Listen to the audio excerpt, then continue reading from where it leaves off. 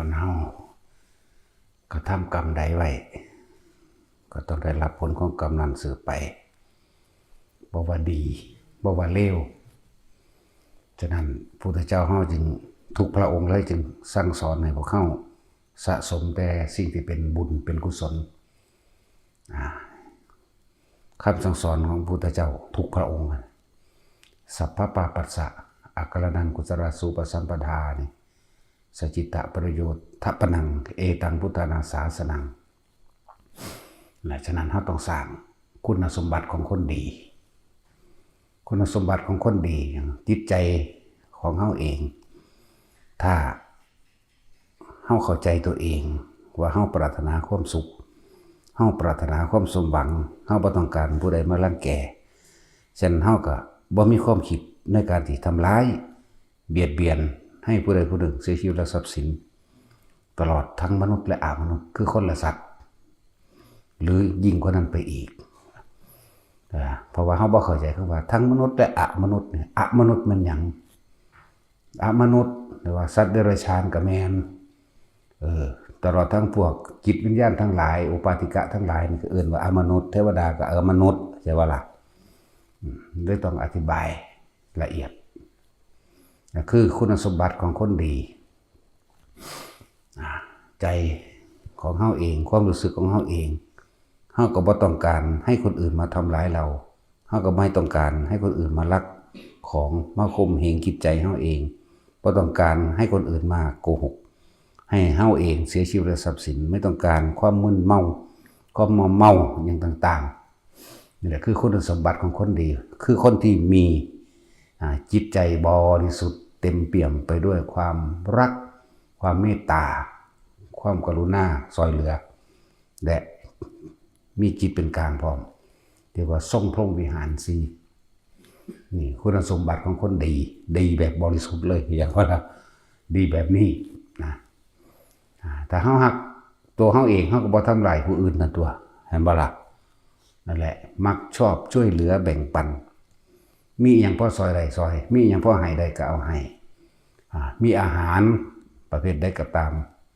พอแบ่งปันกันใดก็เอาให้ถ้าสิเราเรื่องส่วนตัวบ่มีกินก็สร้างได้เฮาให้ผู้อื่นก่อนแต่เห็นผู้นั้นตกทุกข์ได้ยากเด้เปรียบเทียบอย่างนึงเขาไปทำงานนั่นแหละขี่รถไปชลประทาน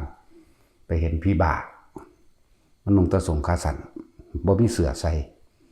ทรงขาสั้นขึ้นแบบคือกางเกงผ้าลมขาดหนาวตอนนั้นหนาวเขาก็มีห่อเข่าอยู่เขาก็มีปิ่งไก่เขาก็มีอาหารเขามีน้ำเสื้อกันหนาวเขาก็ใส่นั่นแหละจอดรถลงเอาห่อเข่าเอาอาหารเอากับเขาให้เอาเงินให้พร้อมมีเงินพกอยู่ในหัน100พอดีเอาให้เบิดเลยบัดนี้ก็ถอดเสื้อให้พร้อมนุ่งเสื้อให้พร้อม2 สั้นสั้นแหละนั่นแหละเอิ้นว่ามีหยังพอซอยใดเขาก็ซอยบ่ว่าสิเป็นเรื่องใดก็สร้างทุกอย่างเฮาให้ได้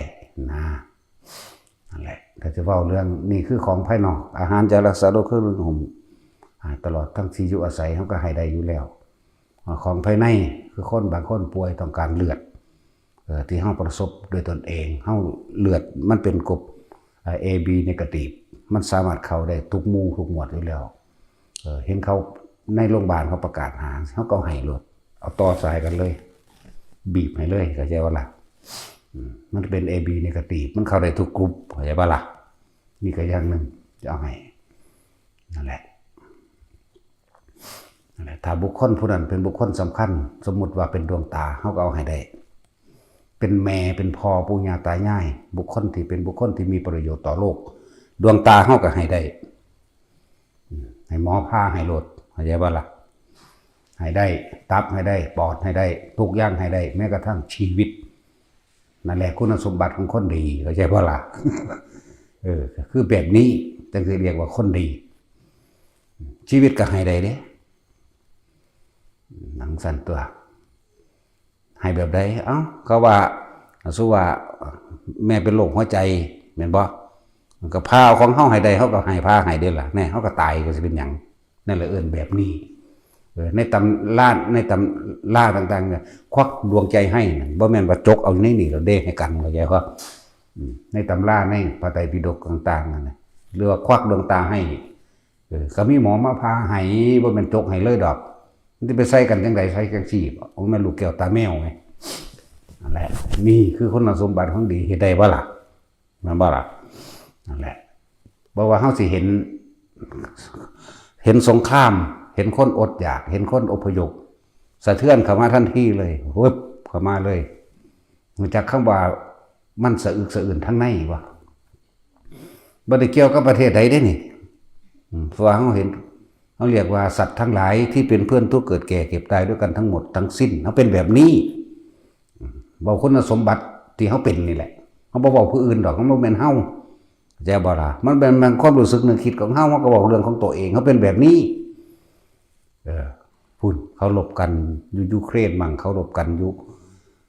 อย่างอิสราเอลเขารบกันอยู่ทางพุ่นพวกอันอีหยังล่ะอิรักอิหร่านของสงครามเฮาก็เห็นมาเรื่อยๆอยู่บ่ล่ะบ่ได้แม่นแค่นี้แต่สมัยปัจจุบันนี้เขมรแดงเขมรดำฆ่ากัน3ล้าน4ล้านคนเฮาเห็นต้องสลดใจเด้สงครามเวียดนามสงครามอินโดจีนสงครามเขมรสงครามของพม่าแผ่นดินถล่มน้ำท่วมเฮาเห็นแล้วสะเทือนมันก็สะเทือนเรียกว่าสะอื้นในใจของมันเองหรือมันไห้เรียกว่ามันร้องไห้มันสะอื้นมันสะเทือนมันสงสารมันอยากซอยเหลือแต่วันเฮ็ดบ่ได้นั่นแหละเป็นจังซั่น อย่างพอเขาลบกันพวกห้ามาดห้าเมิดมุนเบิดบ้านเมืองที่อยู่อาศัยอดอยากจากว่าล่ะเราเห็นเด็กหน่อยเราเห็นยังที่มันอุ่มกันโอ้ยมันไห้ทั้งในจากว่าเรียกว่าจิตใจนี่ในความรู้สึกนี่ร้องไห้เองเฮาบ่ไห้ทั้งนอกเฮานี่แต่ความรู้สึกเฮามันร้องไห้เอาเองมันไห้อีหลีเด้มันไห้เอาเองสะอึกสะอื้นของมันเอาเองเด้นั่นแหละตายอดอยากหิวโหยถูกอาวุธอย่างต่างๆก็ตามบ่ได้แยกแยะว่าเป็นประเทศใดเพราะความลำเอียงสำหรับเฮาบ่มีบ่มีพี่น้องอยากบ่ล่ะบ่ได้มีฉันทคติกับไผบ่มีความลำเอียงกับไผบ่มีความพอใจกับผู้ใดผู้หนึ่งแต่ว่าการที่สิสละอวัยวะตับปอดพวกนี้ตาหรือหัวใจนี่เฮาก็ให้กับหนึ่งผู้มีพระคุณบ่ล่ะสมมุติว่าถ้าเป็นอันหลวงตาบัวเฮานี่ว่าเปลี่ยนหัวใจได้บ่โอ้ยเบิดชีวิตเอาให้ได้เลยเอาตาทั้งสองอะไรเอาหัวใจเอาตับเอาปอดให้ได้เบิดนั่นแหละคือคนที่มีประโยชน์คนที่ทำประโยชน์ต่อโลกอย่างว่าล่ะนั่นแล้วนี่เปรียบเทียบที่เห็นอยู่ให้ได้เบิดเลยเอาเบิดหนังนี่ก็ได้ เฮ้ยเดี๋ยวเคยขออยู่ได้ล่ะบอกตามแต่อยู่น้ำเพลินคนตามธรรมดาเราอิทธิบาท4หรืออิทธิบาทภาวนาอีพอก็เห็นได้อยู่เป็นหยังคือบ่เห็นเอาไผสิอยากอยู่เหมือนว่ามีผู้ใดอยากอยู่ดอกสมมุติว่าพออยู่นี่ให้พ่อนี่นั่งอยู่เตียงคนพิการหรือนอนอยู่ให้เขาป้อนเขาป้อนน้ำทางสายางงักลูกก็สิอยากให้พ่ออยู่บ่บ่ล่ะเฮาก็จนใจคือกันตัวของเฮาบ่อยากเห็นหนึ่งเฮาบ่อยากเห็นคนเจ็บปวดเฮาบ่อยากเห็นคนเฒ่าชราลักษณะซอยเหลือตัวเองก็บ่ได้บ่อยากเห็นอยู่แล้วแนวมื้อนี้นี่บอกว่ากษัตริย์เขาชีวิตลูกไปได้บ่นั่นอย่ามายุ่งนั่นนี่ธรรมดาบ่ตับปอดทุกอย่างไม่ไว้วะนี่ให้ได้เบิดนะไผสิอยากอยู่ว่าเป็นหรือตายนี่บ่ได้มีความหมายสำหรับพออีกแล้วเนี่ยบัดสิเว้ากันซึ้งๆก็มีอยู่เด้ความเป็นและความตายบ่มีความหมายสำหรับพอเด้เพิ่นว่านะมันพอแล้วเฮาก็จนมุมเพื่อกันนั่นแหละของเพิ่นบ่เอานะที่จริงเอาได้เด้เฮ็ดได้เด้แต่เพิ่นต่ออายุของเพิ่นตอนเพิ่นสิตายตั้ง80 ปีเพิ่นก็ต่อได้นะคนที่มีอิทธิบาทภาวนาเฮ็ดได้ทั้งเบิดอยากบ่ล่ะอยู่เป็นกับเป็นการขึ้นลงพี่องค์นั้นเพิ่นไปอาราธนาไว้เพิ่นก็เฮ็ดได้เด้อเพิ่นบ่เฮ็ดเห็นบ่เพิ่นฟาดผ่านถิ่มเป็นเลงอยู่นั่นน่ะจังซั่นแล้วคำที่ว่าให้พ่อนั่งรถเข็น หรือให้พอนอนอยู่เลยเขาป้อนเขาทั้งสายยางสายน้ำสิเอาอยู่บ่ซั่น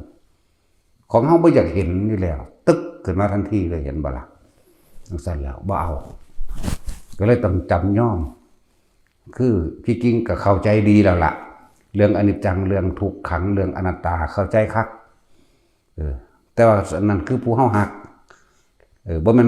นรักธรรมดาเด้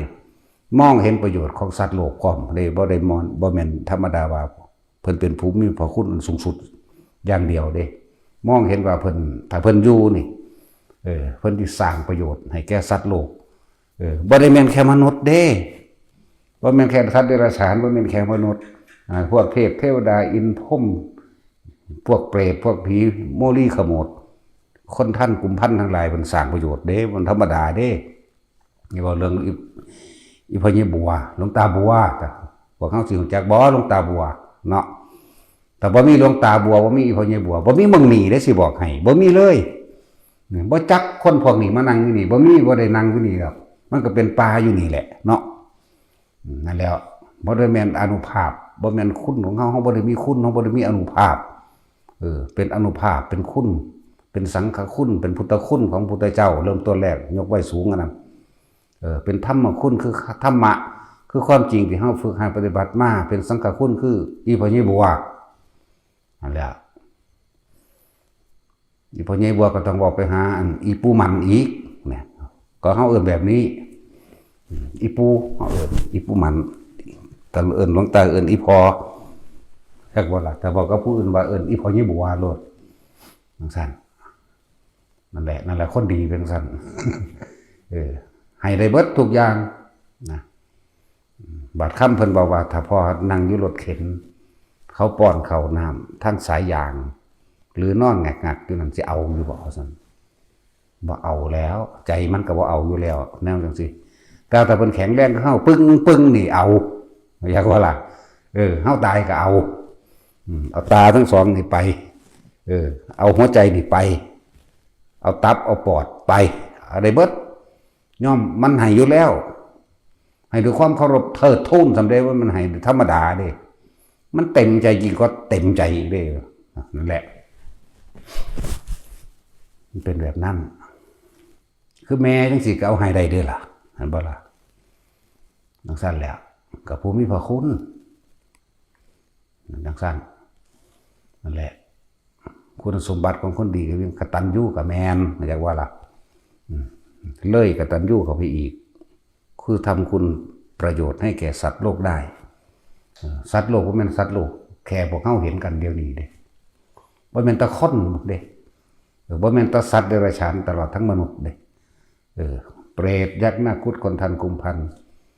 พวกภูมิเทวดาลุกขะเทวดาอากาศเทวดาภูมิแม้กระทั่งหมู่พรหมทั้งหลายแม้นแค่นี้นี่จังเอิญคนที่สร้างประโยชน์แก่สรรพสัตว์บอกโดยร่วมแบบนั้นนั่นแหละคุณสมบัติคนดีเป็นแบบนั้นบางทีคนดีแต่เฮาเห็นในตำราอยู่นี่เฮาได้ยินเนาะกับพระพุทธเจ้านั่นแหละคนดีไผสิดีสัมพระพุทธเจ้าเนาะแต่บ่มีพระพุทธเจ้าสิมีพระสงฆ์บ่เห็นบ่ล่ะต้องสั่นตัวนั่นแหละเนตินั่นแหละแบบอย่างเป็นสั่นตอนเพิ่นสะสมความดีอยู่ก็เอิ้นว่าพระโพธิสัตว์แน่ผู้ที่ยังเกี่ยวข้องกับหมู่สรรพสัตว์ทั้งหลายอยู่เกี่ยวข้องประคองเพื่อเข้าสู่สัมมาทิฏฐิโดยไม่ได้เลือกชนชั้นวรรณะชนชาติศาสนาบ่มีชนชั้นวรรณะบ่มีชนชาติศาสนาจากว่าแต่ว่ามีธรรมเป็นใหญ่คนอาจจะเข้าใจว่าคือบ่เว้าเรื่องศาสนาพุทธ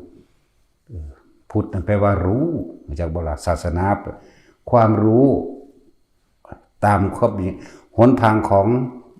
ผู้รู้ตามความเป็นจริงและเอิ้นศาสนาพุทธจากโบราณมันสิเหมือนกับเป็นอัตตาตัวตนเป็นอัตลักษณะว่าบุคคลผู้สืบซื่อๆนี่บอกความหมายว่าเป็นบุคคลผู้สืบทอดธรรมะเอิ้นว่าพุทธศาสนา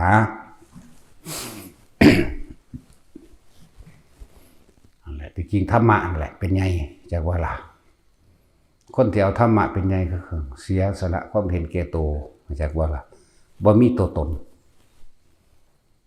เฮาอาจสิเว้าแบบธรรมดาแต่ว่าถ้าว่าเฮาเข้าถึงความรู้สึกมันบ่เนาะ บุคคลผู้เอาธรรมเป็นใหญ่นี่เสียสละเบิดทุกอย่างแล้วเด้บ่ได้เอาโลกเป็นใหญ่โลกาธิปไตยความเป็นใหญ่มีอยู่3อย่างเฮานี่เอาธรรมาธิปไตยทำเป็นใหญ่โลกาธิปไตยอันที่2คือเอาหมู่คณะคนหมู่มากเป็นใหญ่เห็นตามคนหมู่มากเป็นใหญ่อัตตาธิปไตยเห็นแก่ตัวเต็มๆเอาตัวเองเป็นใหญ่เข้าใจบ่ล่ะสั่นตัวคำว่าธรรมาธิปไตยมันแม่นเรื่องเล็กน้อยที่เฮาบ่เข้าถึงความรู้สึกของธรรมเด้เข้าถึงความรู้สึกของธรรมพุทธธรรมดาว่ะนั่นแหละถ้าบ่มีพระโพธิสัตว์ก็บ่มีพระพุทธเจ้าถ้าบ่มีพระพุทธเจ้าก็บ่มีพระสงฆ์แม่นบ่ล่ะถ้าบ่มีพระโพธิสัตว์ก็บ่มีพระพุทธเจ้าถ้าบ่มีพระพุทธเจ้าธรรมะก็เกิดขึ้นบ่ได้เพราะว่าบ่มีคนที่เสียสละเพื่อสรรพสัตว์ทั้งหลายไม่มีที่สุดไม่มีประมาณทุกหมู่เหล่าบรรดามีมันบ่มีนั่นแล้วเพิ่นจึงเอาความจริงออกแสดงเรื่องว่าธรรมเป็นใหญ่เมื่อผู้คนที่มีกิเลสหนาปัญญาบางมันก็มีอยู่เจ้าบ่ล่ะกิเลสหนาก็มีปัญญาบางก็มีปัญญาอ่อนก็มีเรียกว่าเป็นผู้มีธุรีในดวงตาน้อยมันบ่เข้าใจแต่ว่าฝุ่นผงเข้าตาบ่เนาะจังซั่นแหละคนที่เห็นตามความจริงใดเมื่อมีคนเห็นตามความจริงเมื่อพระพุทธเจ้าตรัสที่จริงเพิ่นรู้มาตั้งแต่สมัยเป็นพระโพธิสัตว์ที่ได้รับรัฐประชากรบ่แห้งก็แหละแต่ว่าเพิ่นบ่เข้าเพิ่นบ่ไปเมื่อเพิ่นฮู้เห็นทางแล้วมันก็ค่อยๆประคองเอาบุคคลผู้อื่นเดินตามนำตัวจังซั่นแหละเพื่อให้มีจักประจักษ์พยานตัวพลิกนิดเดียวนี่แหละน้ำพานก็เลยจักบ่ล่ะนั่นแหละมันก็ค่อยประคองนี่แหละจังหวะทำเพื่อสรรพสัตว์ทั้งหลายไม่มีที่สุดไม่มีประมาณทุกหมู่เหล่าบรรดามีเพิ่นก็ค่อยประคองให้เข้าสู่สัมมาทิฏฐิประคองเพื่อให้เข้าสู่กุศลนั่นแหละ จริงว่าสัพพปาปัสสะอักนังกุศลสุปสัมปดานี่เพิ่นประคองให้พวกเฮาสั่งสมสิ่งที่มันเป็นกุศลเท่านั้นคอยประคองเข้าสู่สัมมาทิฏฐิว่าเต็มที่ของมันเต็มที่แล้วคือเพิ่นบำเพ็ญบารมี30ทัศนี่แม่นบ่ล่ะเต็มที่30ทัศแล้วพวกที่เพิ่นค่อยประคองพวกที่เพิ่นเก็บตกเก็บเศษเก็บขยะมานี่จักมันก็คอยเข้าไปเข้าสู่เส้นทางมรรคมีองค์8เพิ่นตรัสรู้แล้วที่เพิ่นแสดงธรรมก็พวกที่เห็นตามความเป็นจริงมาเรื่อยๆนะแต่ว่าบ่ทันใดตรัสรู้ตามเลยเป็นพระสงฆ์ตัวนั่นแหละพระพุทธเจ้าพระเจ้าแห่งผู้รู้บ่แม่นบุคคลตัวตนบ่แม่นสัตว์เด้อยู่บอกให้เจ้าแห่งผู้รู้เด้นั่นแหละนำธรรมะออกมาแสดงแล้วจังนำหมู่เราคนธรรมดาทั่วไปซะก่อนเมื่อได้ยินได้ฟังธรรมบรรลุตามพระสงฆ์เป็นอริยสงฆ์บัดนี้สงฆ์ธรรมดากับสงฆ์สมมุติซะก่อนต่อมาจังเป็นอริยสงฆ์โสดาสกิทาคานาคาจนถึงอรหันต์ก็ว่าไปนั่นแหละมันจะไปเทียบเพิ่นได้บ่ล่ะจะเอาชีวิตให้ไผได้บ่ล่ะเขาว่าอยากเป็นคนดีเนาะพระพุทธเจ้าเฮาสละชีวิตให้ผู้อื่นมามันเท่าใดแล้วเด้นั่นน่ะบ่ได้แม่นเพิ่นสละให้แต่พ่อแต่แม่เพิ่นอย่างเดียวบ่แม่นสละให้เฉพาะพระพุทธเจ้าอย่างเดียวเด้ตั้งแต่สัตว์ต่างๆเพิ่นยังสละให้ได้แหมบางชาติเกิดเป็นพญากวางกวางตัวนั้นมันเป็นกวางทองอีกมือ2มือมันก็สิออกลูกแล้วลูกอยู่ในท้องมันจักสิมีจักโตเสนอตัวเองว่าให้กินข้าพเจ้าเถอะข้าพเจ้ากำลังหนุ่มเนื้อกำลังอร่อยเนื้อหนังดีและแข็งแรงบ่เป็นโรคเป็นภัยรสชาติอาหารที่เนื้อของข้าพเจ้าจักดีจักกลมกล่อมดีได้จะกินนางกวางผู้นี้เลยถ้านางกวางผู้นี้กำลังท้องถ้าท่านข่านางกวางผู้นี้เพียงแต่ลำพังตัวเดียวบ่แม่นแค่ตัวเดียวในท้องนั้นอาจจะมี3หรือมี4เพื่อน่ะเสนอตัวเองเพื่อสละชีวิตให้ผู้อื่นได้ บัดนี้ซ้ำเฮาเว้ามาเฮาให้สำหรับบุคคลผู้มีประโยชน์ต่อโลกหรือให้พ่อให้แม่หรือให้พระพุทธเจ้าหรือให้พระอริยสงฆ์ผู้มีประโยชน์กับโลกเฮาให้ได้แม่นบ่ล่ะแต่ว่าบัดนี้เฮาสิให้ผู้อื่นแบบนั้นบ่แม่นพ่อบ่แม่นแม่บ่แม่นไผเนาะบ่แม่นคนที่มีพระคุณต่อกันสุดโดยซ้ำบัดนี้แม่นบ่ล่ะสั่นแล้วเพิ่นสละให้ได้บัดนั่นแหละอยากเป็นคนดีก็เป็นเอาที่ละซะเนาะบ่ได้อยากเป็นก็เลยนั่นอย่างนึงนั่นแล้วบางภาษาเกิดเป็นพญาลิงเป็นเจ้าฝูงเป็นหัวหน้าฝูงเอาเกิดพวกนายพรานนายพรานกับหลายสมเด็จเขามาหาเขาไปสู่ป่าเขาล่าเอาลิงไปกินส่งสัญญาณเรียบร้อยบาดนี้มันขามบ่ได้ที่ก็เลยเอาตัวเองเอาตีนเกาะทั้งนี้ไว้เพื่อสิขามน้ำได้นี่มือนึงก็เดเกาะทั้งนี้ไว้แล้วก็บอกพวกหมู่พวกบริวารทั้งหลายแล่นขามตัวเองไปเด้จนไปเบิดแล้วขนาดนั้นก็ยังมีลิงอันเป็นครูอาฆาตนั่นแหละมันอิจฉาริษยาอยู่แล้วเพราะว่าพญาลิงพญาวานอนตัวนี้เป็นพ้นที่มักเสียสละอยู่แล้วผู้ใดก็นิยมชมชอบเพราะว่าเป็นคนมีเมตตากรุณามุตตาและเบกขาอยู่ในหันอยู่แล้วนั่นแหละมันกระโดดสูงพุ่นมันจะขามตัวสุดท้ายคือมันจะคล้องความเป็นใหญ่เห็นว่ามันกะว่านี่มันสิกระโดดเพื่อสิกระทุ้งให้ตกออกจากเครือไม้ตัวนั้นเครือไม้นี่ตีนจับฝั่งนี้มือจับฝั่งนี้อยากว่ากระโดดใส่ระวังการข้อนี่ถีบยังรุนแรงกับตัวเองก็ดีดขึ้นทั้งปุดสั้นแล้วตกลงถูกโขดหินตายแต่พญาลิงไปเกิดเป็นไถเอาไม่ได้โกรธเกลียดแค่นั้นเด้ไปเป็นพ่อหมดเลยว่าธรรมดาเด้นั่นนะเพราะว่าอย่างเขาส่งพรหมวิหารอยู่แล้วเขาส่งชาติพรหมวิหารสีของเขาอยู่แล้วบ่แม่นส่งแบบลักษณะเฮาอยู่ในของพวกเฮามันส่งโดยการเดี๋ยวว่าชั้น1 2 3นี่มันเป็นส่วนย่อยเฉพาะเจาะจงหนึ่งเด้แต่ว่าพรหมวิหารตัวนั้นมันเป็นส่วนที่กว้างกว่ากันเด้เข้าถึงความรู้สึกของความเมตตาเลยเด้คนพวกนั้นเฮ็ดน่ะเป็นนั่นจักบ่ล่ะนั่นแหละกระโดดถีบเข้ามองก้อนข้อนี่ก็ตกลูบลงไปถือก้อนหินตายก้อนหินโขดหินมีน้ำไหลพร้อมนั่นแหละพวกมูลิงทั้งหลายก็ที่ว่าเขาสินิยมชมชอบเพิ่นมันบ่แม่นติเมื่อเอาข้ามไปได้แล้วเขานำหาตัวพญาว่านอนใหญ่กันเห็นมันก็อวดอ้างว่ามันนั่นได้อะไรสังหารแล้วคนนี้บ่ธรรมดาเด้มันจากอ่างมันว่ามันเก่งมันจะเป็นจ่าฝูงสังหารแล้วเพราะว่าอย่างก็เรียกว่าใส่ลายอันนั้นสุดท้ายมาโอ้ยเขาก็พวกลิงบริวารอะไรก็จับก่อนเห็นทุบมันตายซ้ำตายแล้วตั้งกันเด้บัดเพิ่นนี่ไปตกนรกลิงอิจฉานี่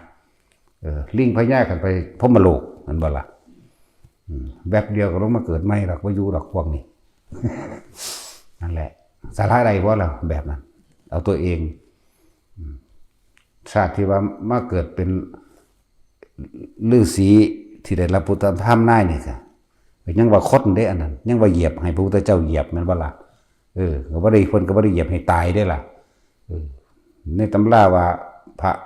อรหันตเจ้า2 ล้านตัวเดินผ่านไปแล้วพุทธเจ้าเป็นผู้ขามสุดท้ายมึงเรายืนอยู่ระหว่างก้านข้อนี่แหละยืนอยู่ระหว่างไหล่นี่นอนหนีบได้แหละนั่นแหละจริงๆกันนะสิความจริงก็คือ200,000บางเหลี่ยมก็จดใส่ตัวเลขผิดพระอรหันตเจ้าปฏิสัมภิทา200,000 องค์พระพุทธที่ปังกรเป็นผู้ทำนายในศาสตร์นั้นนะจริงๆก็ทำนายมาโดนมาแหละเขาจะมาจดได้สำนีก็แล้วแต่เพิ่นสิเว้าให้ฟังแล้วเนาะเพิ่นเว้าให้ฟังกันแล้วเฮาบ่แม่นพุทธวิสัยเฮาบ่แม่นสัพพัญญูไงนั่นแหละหลายศาสตร์เห็นบ่ล่ะ นั่นแหละคำว่าเสียสละคนดีคือคนที่เสียสละ เพื่อผู้อื่นได้เบิดทุกอย่างแม้กระทั่งชีวิตของเจ้าของเองที่เทศให้ฟังเนี่ยเพราะเขาอยากฟังว่าคุณสมบัติของคนดีเป็นอย่างไรเลยสัตว์หรือเทศให้ฟังเห็นได้ว่าล่ะกูอยากฟังเนาะบานชาติใดที่เกิดมาท่านพระพุทธเจ้าชาติใดที่เพิ่นเกิดพร้อมพระพุทธเจ้านะเพราะว่าจะเป็นกษัตริย์เพราะว่าจะเป็นเศรษฐีเพราะว่าจะเป็นคนทุกข์คนยากยังก็แล้วแต่ชาตินั้นสิบวชเข้าใจบ่ล่ะถ้าเป็นกษัตริย์ถ้าบอกสร้างกระบกสร้างตัดผมถ้าผมเรางอกแม้เพียงเส้นเดียวให้ถอนมาให้เราดูนะครับถอนออกมาเบิ่งงอกแล้วปุ๊บสละราชบัลลังก์ให้ลูกผู้อันสมควรผู้มีคุณธรรมให้สืบราชสมบัติต่อไปตัวเองออกบวชกับพุทธเจ้านั่นแหละแล้วก็จดจำทำคำสอนพุทธเจ้าท่องเลี่ยนไตรปิฎกพุทธวจนะท่องจำแล้วก็ทำให้ศาสนาของพระศาสดานั้นรุ่งเรืองขึ้นไปอีกเพิ่มขึ้นเพียงสั้นบ่แม่นแค่นั้นเด้อก็บ่แม่นว่าแค่นั้นตราบใดที่ศาสนาของพระพุทธเจ้าองค์นั้นเพิ่นตายก่อนนี่เอาพุทธเจ้าได้เพิ่นตายก่อนเกิดมาก็เฝ้ามาบวชใหม่ในปลายศาสนาอีกบอกให้เข้าใจง่ายตายปลายศาสนาอีกเท่าไรศาสตร์เด้จังซั่นล่ะรีบมาบวชนะส่งเสริมหรือว่าเผยแพร่คำสอนพระพุทธเจ้าอีกอย่างสินะมันสิแต่ชาติเดียวไปอยู่สวรรค์เลยบ่แม่นเพิ่นสามารถบังคับตนเองเป็นอุปติลงมาเกิดได้เข้าใจว่าล่ะอธิษฐานจิตลงมาเกิดได้นะบ่ได้อยู่เด้สวรรค์แล้วนี่แหละคือความพิเศษของพระโพธิสัตว์เป็นความพิเศษของเพิ่นก็บำเพ็ญมานานเด้ล่ะบ่แม่นว่าเฮ็ดเอาเดี๋ยวนี้คิดเอาเดี๋ยวนี้เด้ง่ายเริ่มต้นแรก40อสงไขยมันธรรมดาว่าสิเว้าเริ่มต้นแรกเลยนั่นแหละเว้าหน่อยเว้าที่ว่าสิอสงไขยซึ่งเขาเว้าหน่อยซื่อๆเด้เว้าเพื่อมันเข้ากับพระไตรปิฎกแต่จริงไม่มีกำหนดบำเพ็ญเพียรด้วยไม่มีการสั่งสมบารมีการสร้างบุญไม่ได้มีกำหนดจนกว่าเพิ่นตรัสรู้แล้วเพิ่นจึงมาบอกให้ฟังพอได้บรรทัดฐานพอได้แนวทางพอได้แบบอย่างซื่อเด้อไม่มีกำหนดนั่นแหละหลายอย่างที่พวกเขาบรรลุนะคุณสมบัติของคนดีคือคนมีเมตตานั่นแหละจะเริ่มพรหมวิหารสีในตัวเองบ่แม่นแค่ว่าส่งชาติข่าวชาติเด้ที่บอกให้คนพวกนั้นเข้าถึงความรู้สึกของคำว่าเมตตาก็เรื่องมุทิตาและอุเบกขาเข้าถึงความรู้สึกเข้าใจบ่นี่บ่เข้าใจดอกอย่ามาเฝ้าแต่ของเขาว่าเป็น มันเป็นของที่ยิ่งกว่านั้นอาจินไตนะคือจะเข้ามันเป็นขนาดเดียวเห็นสงครามแต่ละหม่องฐานะพวกยังอุกันดาพวกเอธิโอเปียอดอยากแห้งแล้งเห็นบ่ล่ะเขาสงครามก่อนเด้เขาถูกทำลายต่างๆที่เป็นแหล่งอาหารทรัพยากรธรรมชาติทั้งหลายโรคระบาดก็ต่อมาความอดอยากก็เกิดขึ้นตอนนี้เห็นบอกหัวโตขีตาออกขี้มูกออกใจจ้อยจังสิพี่ตัวมันเป็นทั้งในพี่ให้ขึ้นเราเองเลยจักว่าทั้งน้องเขาบ่ให้หรอกพี่ความรู้สึกร้องไห้หรอบ่กะเข็นกูบ่อยากเห็นนะนี่กูบ่อยากเป็นแล้วก็รู้สึกว่าเฮ็ดมันก็มีคำอุทานของมันเองสู้ก็เกิดพ่อพุทธเจ้าหลายครั้งแล้วสู้เป็นหยังก็บ่พากันไปนะนี่เรียกว่าอุทานจิตอุทานเองเรียกว่านี่อุทานทั้งในเอาเองร้องไห้เอาเองแล้วก็บอกว่าทุกคนเคยเกิดผ่านพระพุทธเจ้ามาแล้วเบิดทุกคนแม้กระทั่งใส่เดือนเดี๋ยวนี้ปวกเดี๋ยวนี้ให้เดี๋ยวนี้ปลาเดี๋ยวนี้หรือสังเสริฐะทุกประเภทเดี๋ยวนี้เกิดผ่านมาเบิดแล้วแต่ว่ามันบ่ฟังมันบ่เสื่อมบ่ปฏิบัติตามมันก็เลยต้องมารับกรรมนี่เห็นบ่ล่ะจึงบอกว่าสัตว์โลกเป็นไปตามกรรมเด้อตัวเองกระทำสิ่งใดเอาไว้ย่อมได้รับผลของกรรมนั้นสืบไปไม่ว่าบุญหรือบาปไม่ว่าดีหรือเลวย่อมขึ้นจากตนเองไม่ได้เกิดขึ้นจากผู้อื่นเหตุใด บ่มีผู้ใดสาปแช่งผู้ใดตกนรกได้อวยพรขึ้นสวรรค์ได้ตัวเองทำเองล้วนๆกันละนั่นแหละมันเป็นแทนี่เด้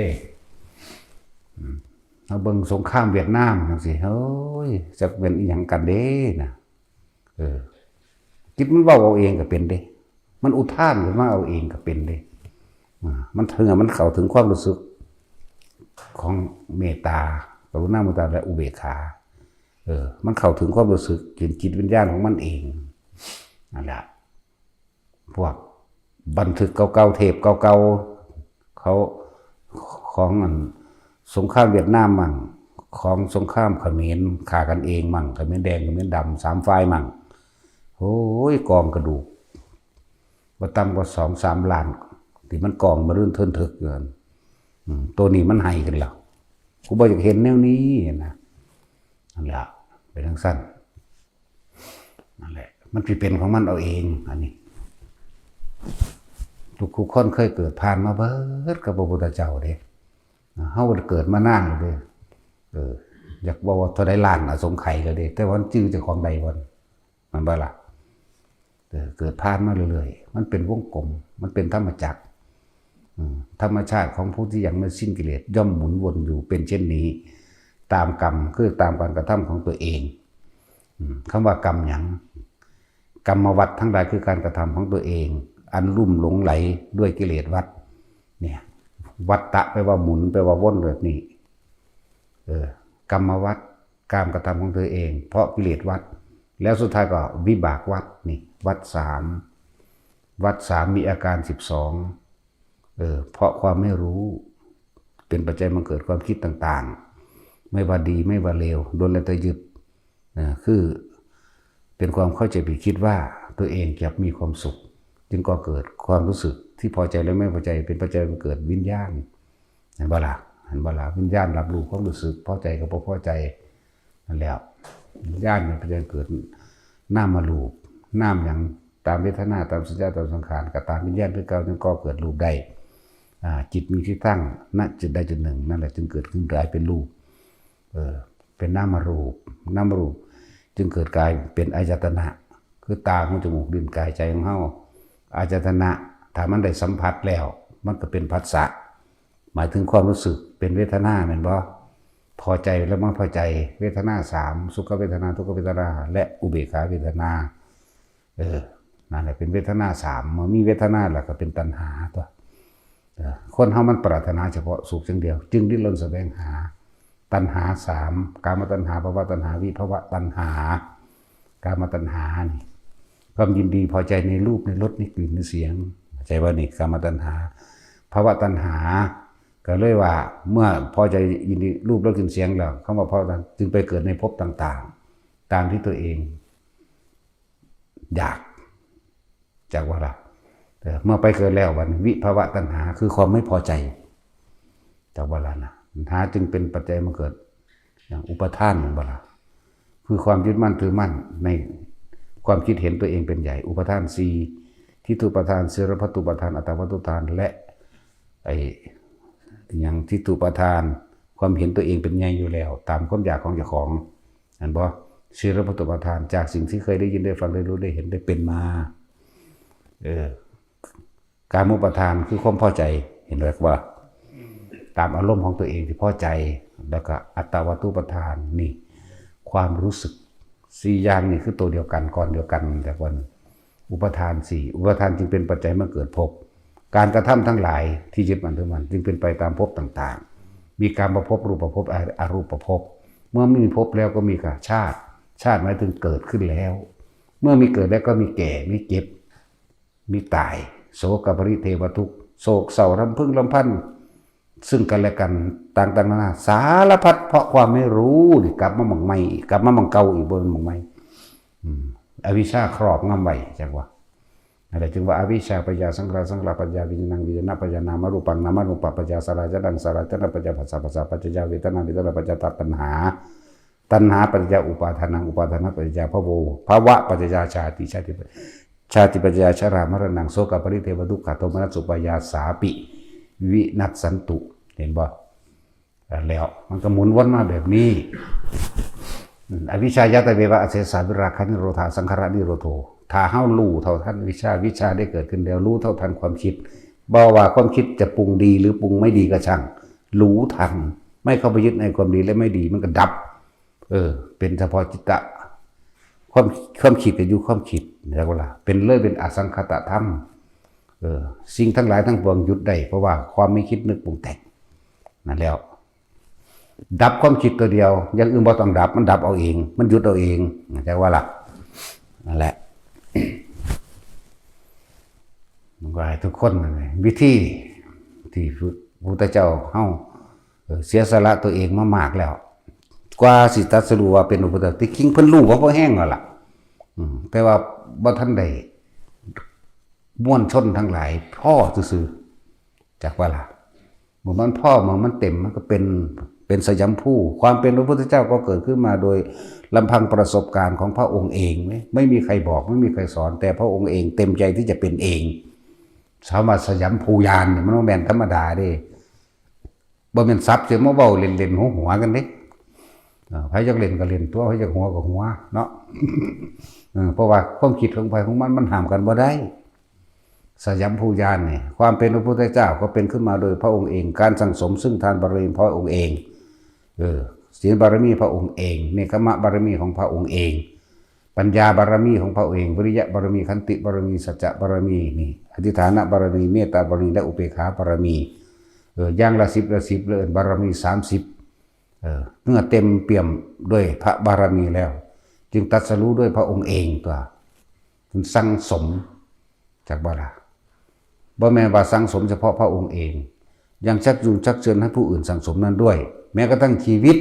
ของตัวเองก็สละให้ผู้อื่นได้เห็นธรรมมันไม่ธรรมดาเด้นั่นแล้วอย่าฮู้ว่าสยัมภูญาณเป็นจังไดก็เป็นแบบนี้แหละเป็นขึ้นมาโดยพระองค์เอง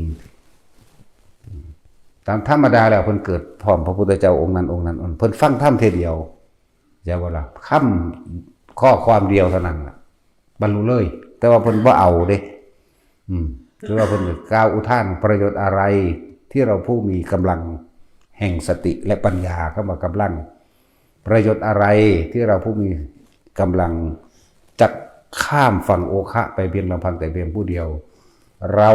จะทำให้ผู้อื่นได้รู้ธรรมด้วยเรานั้นด้วยแล้วพาหมู่มหาชนทั้งหลายขึ้นสู่ธรรมนาวาพาข้ามฝั่งแห่งโอคะสงสารไปด้วยกันนั่นแล้วเพิ่นฮู้อยู่ได้ล่ะว่านี่นิพพานแต่กูบ่ไปกูถอยมาเท่านี้นึงนั่นแหละไผจะฮู้ว่าคนดีเป็นใดพระพุทธเจ้านั่นแหละคนดีเรียกว่าล่ะนั่นแหละดีคักแล้วสิดีซำใดอีกบ่มีผู้ใดเปรียบเทียบเด้เฮาก็บ่ได้ใกล้ขี้ดินเพิ่นเหยียบเด้ให้จักบ่ล่ะขี้ตีนเพิ่นก็ในขี้ดินให้เพิ่นเหยียบเฮาก็บ่ได้ไปซูนเนาะนั่นแหละมีอยู่ไสสละโดดลงให้เสือกินไหมมันว่าล่ะเสือนั่นมันตกหลุมพรางของนายพรานที่เขาเฮ็ดขุดหลุมดักไว้ตัวเองไม่เห็นโอ้ยเสือเล็กโตนเด้แฮงได้บอกบาดนี่ว่าเสือเป็นเสือไม่อ่อนอยู่ในหันซ้ำมันมีลูก5โตเฮ็ดจังได๋น้อถ้าสิโดดลงให้มันกินเลยเรื่องทีเดียวนี่ถ้ามันกินลูกของมันเองจิตใจมันสิเศร้าหมองพอคิดถึงลูกเมื่อมันตายใจสิขาดมันก็สิตกนรกพุ่นน่ะเพิ่นอ่านเอาธรรมดาบ่ฉะนั้นเอาจังซี่ดีกว่าเว้ยนะหาไม้มาสัตว์ลงใส่ก่อนพอให้มันได้ขึ้นพยุงได้เพราะว่าเสือมีลูกอ่อนหาก็ออกลูกจำเฮาจะต้องโดดลงไปมันกินมันกินอิ่มแล้วมีกำลังมันจังคาบลูกมันขึ้นมาทีละโตคาบขึ้นไปว่างไว้คาบขึ้นไปว่างไว้ทีละโตขนาดนั้นแล้วเฮ็ดได้เยอะว่าละบาทว้ายบ่ได้แม่กูสิกินเสือไม่ได้กูนี่เนาะแต่สินกินเสือเนาะเฮากินฮอดลูกมันพุ่นมกใส่หยวกท่านแล้วได้บ่ล่ะนั่นแหละคนดีเสียไปสิไปดีซ้ำพระพุทธเจ้าเด้อคนดีเป็นแบบนั้นบางชาติก็เกิดเป็นกระต่ายบ้านหัวไส้คำสีอีนี่เกิดเป็นกระต่ายก็ดีหลายชาติจะได้บ่น้อยๆเด้ ว่าเป็นศาสตร์เดียวได้อันที่เว้ามานี่เว้าเอาย่อๆซื่อๆเด้ฤาษีชี้ไพ่นั่นเพิ่นเขาทรงฌานเจริญฌานอยู่และจนตลอดถึงการเข้าฌานเมื่อเพิ่นออกจากฌานมาแล้วเพิ่นจะอุทิศตนเองเพื่อเราบุญกุศลของเฮาเป็นบ่มีเนาะเกิดมาเป็นสัตว์เดรัจฉานเป็นเรียกว่าอาภัพบุคคลเฮ็ดจังใดเนาะบุญบารมีเฮาสิสูงขึ้นได้เอาสิ่งที่เป็นสมบัติของเฮาก็คือเลือดและเนื้อร่างกายอันนี้เองนะโดดเข้ากองไฟจักว่าล่ะโดดเข้ากองไฟได้นั่นกีตัวเองปิ้งตัวเองเขาเรียกว่าล่ะเผาตัวเองเพื่อให้เป็นเนื้อที่สุกเพื่อจะได้เสด็จถวายทานกับผู้ทรงฌานผู้เข้าฌานผู้มีฌานอันนี้สงฆ์แสนโกรธผุนได้ธรรมดาเด้ได้ถวายทานให้กับคนที่เข้าฌานทรงฌานนะฤาษีเพิ่นก็รู้โดยพยานเพิ่นเองเพราะฤาษีพวกนั้นก็เป็นคนธรรมดาจากบ่ล่ะก็จะเป็นพระพุทธเจ้าองค์หนึ่งอาจจะเป็นก้อนเพิ่นนั่นแหละอยากบ่ล่ะแล้วก็จังสั่นก็โดดเข้าไปในหันสุกทั้งก็มาปิ้งก็เอามากินตัวก็สิเคาะอันทานดำๆออกในจังหน่อยตัวก็สิบ่กินกวามๆเลยตัวเนาะเพิ่นกีมันข้ามแหมเนาะตัดสินสั้นแล้วนั่นแหละบางสัตว์ก็เป็นไก่ก็อยู่นี่คือกันไก่ก็อยู่แถวหัวใจคำจีอีนั่นแหละเป็นไก่ก็เป็นอยู่หันเป็นเหี้ยใหญ่แล่นใหญ่ก็เป็นอยู่หันโหเกิดอยู่นครพนมเนี่ยมันเป็นสัตว์หลายชนิดอยู่เด้เป็นนกขุมใหญ่ก็อยู่หันแหละอยู่พระธาตุพนมนั่นแหละเป็นนกขุมเล่นนกขุมใหญ่เท่าดุมเกวียนเคยเห็นดุมเกวียนมาแล้วเนาะบักใหญ่จังซั่นล่ะแต่ว่าเกิดนกขุมใหญ่บ่ได้เป็นนั่นแต่ว่าโดยสัจจะดอกนั้นนั่นแหละปีกทั้งสองของข้าพเจ้าก็มีอยู่มารดาบิดาก็มีอยู่แต่ได้หนีไปแล้วไปหาอยู่หากินไปหาอาหารแต่ได้หนีไปแล้วเพื่อที่จะหาอาหารมาให้กับเราไฟเจ้าเอ๋ยขึ้นชื่อว่าความตายแล้วข้าพเจ้าก็กลัวอยู่เป็นใส่สัจจะดับไฟได้นั่นจากบ่ล่ะแล้ว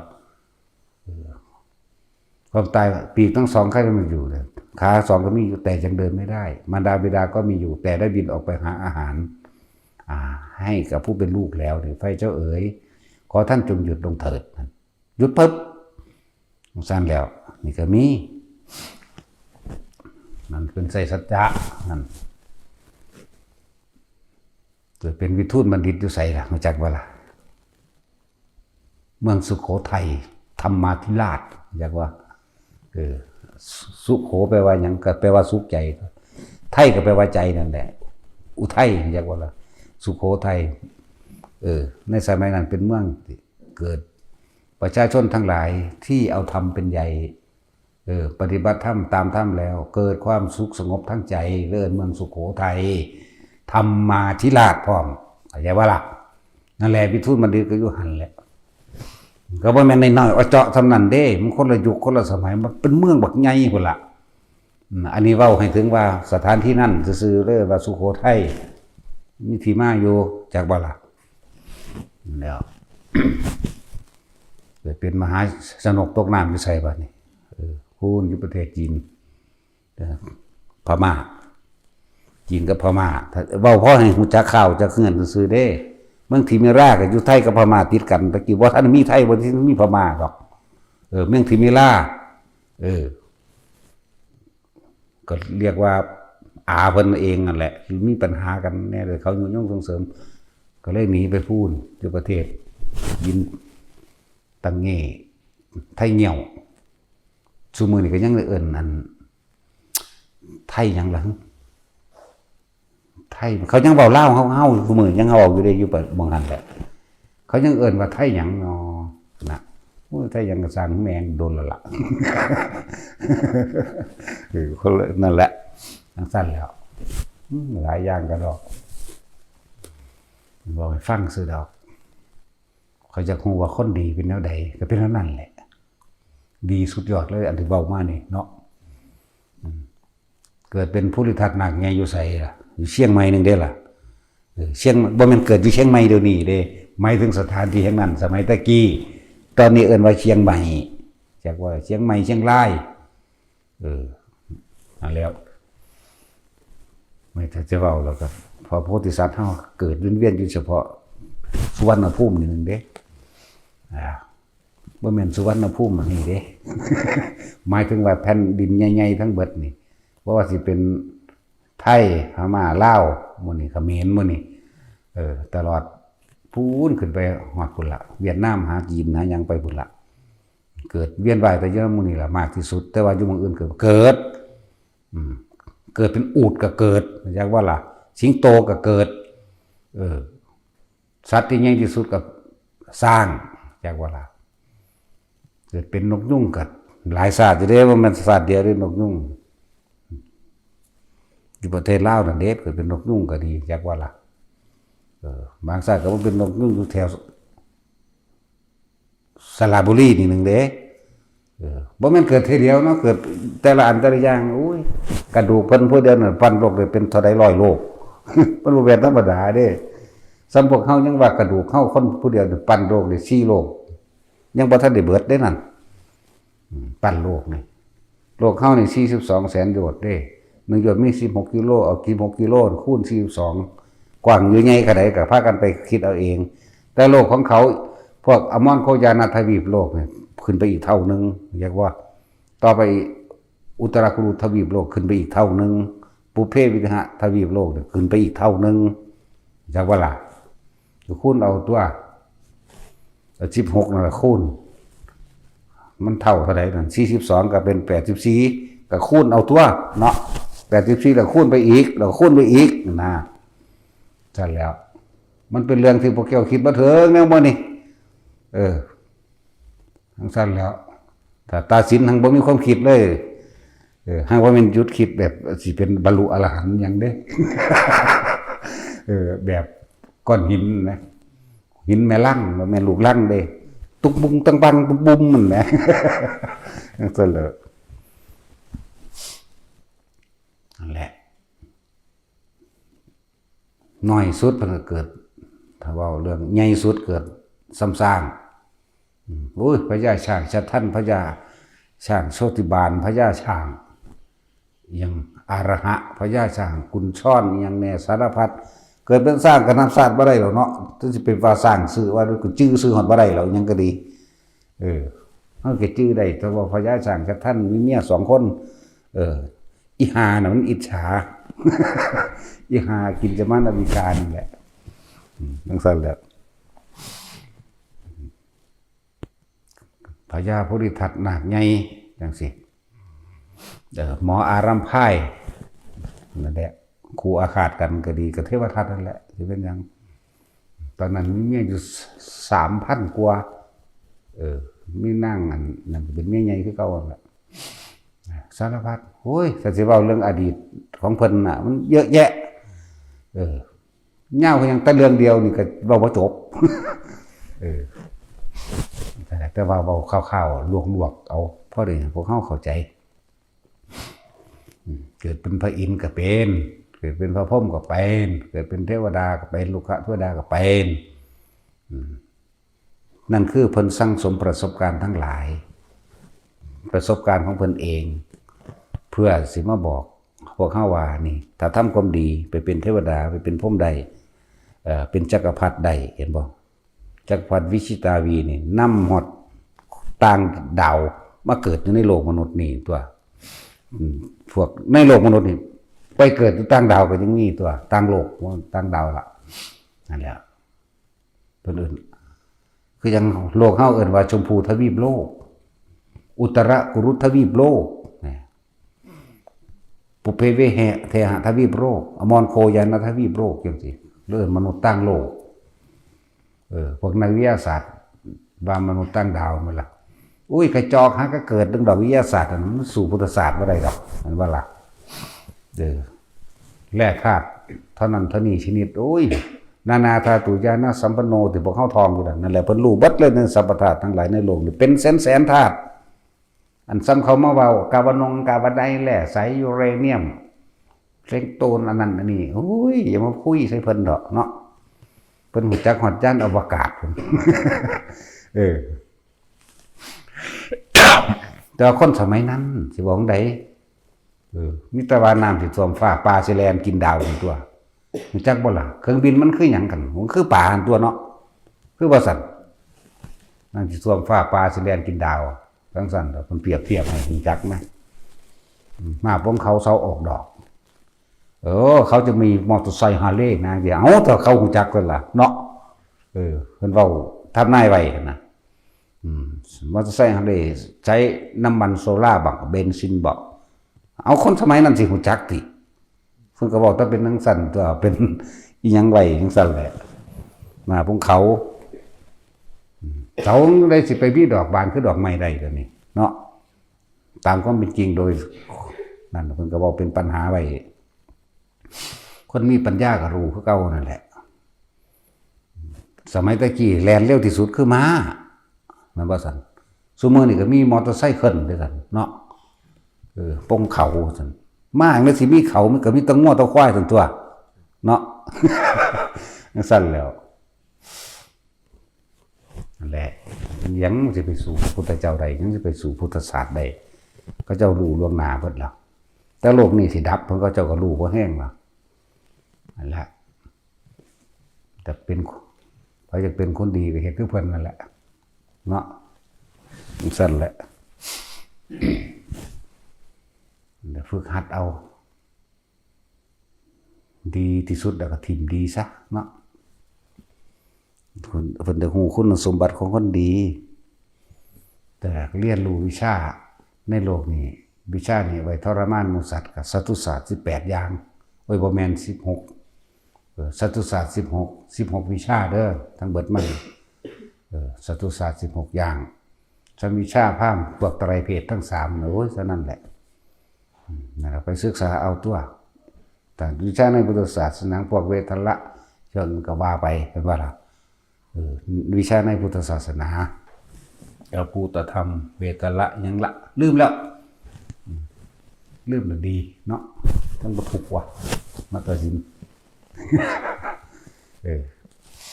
ที่พูดถึงว่าบัดนี้สัตว์โลกเป็นไปตามกรรม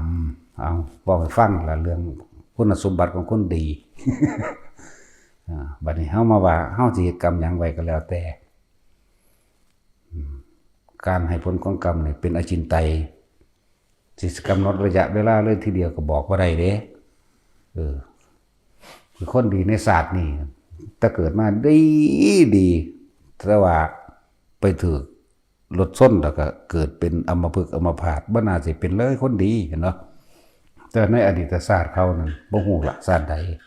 อาจสิเลวระย่ำก็ได้แต่ผลกรรมมันหาก็บ่ฮอดนะดีก็ดีแบบโลกแล้วมันไม่ดีแบบที่เป็นกุศลธรรมจักบ่ล่ะคนดีแบบโลกหาก็คือว่าหาอยู่หากินบ่เบียดเบียนบ่ลักบ่ปล้นบ่จี้บ่ฆ่าผู้ใดอยากว่าล่ะโอ้ยขยันหาปลาตึกแหขยันรับจ้างรับบายมาบ่เบียดเบียนไผเขาเอิ้นคนดีในโลกนี่บ่แม่นดีแบบกุศลธรรมเด้อยากว่าล่ะหลายอย่างคือพระองค์หนึ่งเพิ่นจักชื่อว่าไงลืมชื่อแล้วเนาะอันที่มีผู้หญิงอย่างน้ำหลังไหมละกุลบังอย่างละกุลทพะอย่างนี้ละชื่อเพิ่นบ่ได้ก็หลายโพดเนาะละกุลทพะเป็นผู้เลิศทั้งจับฉลากนะว่าถ้าจับฉลากเนี่ยเพิ่นได้ที่1โลดว่าถ้าเขาสิแจกหยังเพิ่นจับฉลากได้โลดนะยังได้ชื่อว่าแล้วล่ะลืมแล้วล่ะชื่อทานะภาละอย่างนี้แหละบ่ชื่อละมันหลายบทสมัยหนึ่งในสมัยของพระพุทธเจ้าพุทธกัสสปะภิกษุสงฆ์2 องค์เป็นสหธรรมิกซึ่งกันและกันเป็นกัลยาณมิตรธรรมซึ่งกันและกันไปทั้งได้ก็ไปนำกันแต่สมัยนั้นพระองค์นี่ละอย่างทานะละพระนี่ล่ะเกิดเป็นลูกขะเทวดาพระ2 องค์นั้นสิเพิ่นสิไปลงปฏิโมกข์อยากว่าล่ะสิไปลงปฏิโมกข์แต่ว่าพอดีปวดท้องก็เลยเอาฝากของให้ถือแน่นะพระองค์นี่ก็เลยยืนถ่าถืออยู่หั่นคนก็ทายแล้วมันไปทายแล้วมันออกมาเทวดาอันนั้นเทพบุตรนะซึ่งเป็นลูกขะเทวดาตอนนั้นลูกขะ แปลงเป็นผู้หญิงที่ทำท่าพอแต่พระนั้นออกมาจากป่าปุ๊บผู้ดีก็ทำท่าออกมาจากป่าตามหลังกันห่างกันจากว่า2 ว่านี่แหละทำตาเสยผมสยายผมแบบนั้นแบบนี้ก็นุ่งสิ้นเหมือนคนเห็ดยังกันแล้วไม่แล้วนุ่งสูงนุ่งเสื้อนี่นะตามโตรูปก้นรูปดากยังเรียบร้อยแล้วก็ทำท่ารูปผมดอยยางหนีออกจังซี่นะพระที่เป็นหมู่กันไปเห็นที่ก็ด่าเอาที่ชิบหายแล้วอย่างโน้นอย่างนี้ท่านไม่น่าต่อไปนี่คือผมจะไปกับท่านอีกนะแตกกันได้แล้วจนว่าเฮ็ดให้พระ2 องค์นี่คือเป็นพระแตกกันดีตัวยังไปนันใดอยู่แบบสำนึกได้ในภายหลังที่พระ2 องค์บ่ทันได้ตายยังเข้าใจกันแต่ว่าเพิ่นบ่ไปทำกันอีกเด้มันแก้วแตกแล้วมันสิเอากาวมาติดกันมีรอยร้าวคือเก่าเขาเจ้าบ่เป็นไผมันไปมาสมัยศาสตร์นี่หลังจากนั้นหลังจากเบิดอายุของลูกขเทวดานั่นตกนรก1 พุทธันดรเดี๋ยววันหลังจากนั้นมานี่ตกนรกจากสมัยของพระพุทธเจ้าองค์นั้นจงพระพุทธโคดมเฮาเกิดขึ้นเพื่อน่ะเลื่อนว่าตกนรกอยู่1 พุทธันดรเด้เห็นบ่ล่ะนี่เจ้าของเฮ็ดเองเด้นั่นพระเพิ่นถือกันอยู่ดีๆเนี่ยเจ้าของจะไปทดสอบเบิ่งอิจฉาเขาแล้วเบิ่งกันนะกูหักคือแพงกันดีแท้กูไปทดสอบมันกันนะเบิ่งดูมันสิหักกันจริงๆบ่นั่นเจตนามีอยู่เห็นก็เลยไปทำท่าเฮ็ดนะทำท่าเฮ็ดเป็นผู้หญิงนุ่งสินเวิบทำท่าเน็บสินเรียบร้อยแล้วก็เสยผ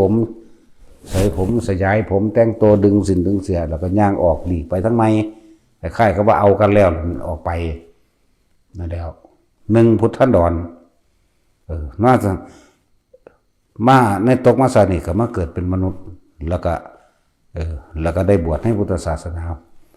เริ่มต้นตะบวชเขาเนี่ยมันสิมีภาพผู้หญิงอย่างน้ำก้นอย่างน้ำหลังอย่างน้ำก้นเขาจะบ่จักก้นอีกเดินตามหลังห่างประมาณ2 วาเวลาไปบิณฑบาตทั้งใดก็บ่ค่อยได้อาหารมาได้ดอกเพราะว่าเขาสร้างเพราะว่ามันมีผู้หญิงผู้หนึ่งงามๆเคยแปลงร่างเป็นผู้หญิงงามแบบใดก็ตามตอนสมเป็นลูกขเทวดาร่างที่ตัวเองแปลงไว้ก็มาอยู่ทั้งหลังห่าง2 ว่าไปบิณฑบาตทั้งใดก็สร้างแต่บางคนที่มีศรัทธาอยู่พระคุณเจ้าอันนี้ส่วนของท่านอันนี้เป็นส่วนของหญิงงามที่เดินตามหลังท่านนี่เขาจะบอกจังซี่เรื่องเล่ามันก็ใหญ่โตมาเรื่อยที่บัดจนถึงที่สุด ภิกษุที่ในอารามเดียวกันวัดเชตวันก็เริ่มตำหนิที่เตือนก็เริ่มด่าว่าอย่างมีผู้หญิงตามหลังมาแต่ว่าตัวเพิ่นเองบ่รู้เลยเด้บ่เคยเห็นแล้วก็บ่รู้เลยว่ามีได้แต่นิ่งได้แต่สงบเงียบนิ่งอยู่จังซั่นเขาบอกนั่นได้ก็สร้างบ่รู้เลยว่ามีผู้หญิงตามหลังบ่มีผู้ใดบอกคือเหลียวไปเบิ่งมันก็บ่เห็นมันบ่มีนั่นแหละแต่ผู้อื่นเห็นเบิดจนถึงสุดท้ายให้พวกภิกษุทั้งหลายนี่ไปฟ้องให้อนาปิณฑกเศรษฐีเพิ่นเป็นผู้สร้างวัดเชตวันมาไล่หนีอนาปิณฑกเศรษฐีก็ไล่จังไดเรื่องของสงฆ์ก็เป็นเรื่องของสงฆ์เขาเจ้าถวายวัดแด่หมู่สงฆ์อันมีพระพุทธเจ้าเป็นประธานเป็นผู้รับไปแล้วบ่ได้มีสิทธิ์มีอำนาจกฎระเบียบวินัยก็เป็นของสงฆ์อยู่แล้วมีพระพุทธเจ้าเป็นประธานพระพุทธเจ้าเท่านั้นนะพระพุทธเจ้าบ่ได้อยู่เช่นนั้นอยู่ๆเฮาบ่กล้าบอกเห็นบ่ล่ะนั่นแหละอยู่ๆเฮาบ่กล้าบอกเฮาบ่กล้าเว้าอนาปิณฑกเศรษฐีเพิ่นก็บ่ยุ่งเด้เพราะว่าเป็นเรื่องของพระเข้าใจว่านี่จอมมีธรรมจอมมีวินัยของเพิ่นอยู่แล้วต่อมาก็ไปฟ้องนางวิสาขาก็เว้าแบบเดียวกันสิไปไล่จังได๋พระพุทธเจ้าก็มีอยู่ก็จอมพระศาสดาก็บ่รู้ก็บ่กล้าฟ้องเอาไปว่าพุ่นไปฟ้องพระเจ้าพระเสนพุ่นบัดนี้พระเจ้าพระเสนก็หรือจังได๋เนาะเฮาจำเป็นต้องพิสูจน์ดูก็ไปพิสูจน์ล่ะนิมนต์พระองค์นั้นมารับบาตรอยู่ในวังของเฮาตอนเพิ่นยืนสิสูงเพิ่นอยู่ทั้งสูงเด้ยืนเบิ่งมีผู้หญิงหยังมานำอีหลีก็เลยบอกทหารห่มไว้ซะก่อนล้อมไว้ซะก่อนเพิ่นก็ฟ้าวลงไปเบิ่งเพิ่นพิสูจน์พอไปติดโตพระปุ๊บรูปหญิงนั้นหายแล้วเบิ่งพุ่นเบิ่งพี่ก็บ่มีบอกพระคุณเจ้าหญิงที่เดินตามท่านมาไปไหนแล้วนั่นตั้งแต่อาตมาบวชมาอาตมาบ่เคยรู้ได้ว่ามีผู้หญิงเดินตามหลังเข้าใจบ่ล่ะ ทั้งสั้นแล้วเอามื้อนั้นก็ใส่บาตรไ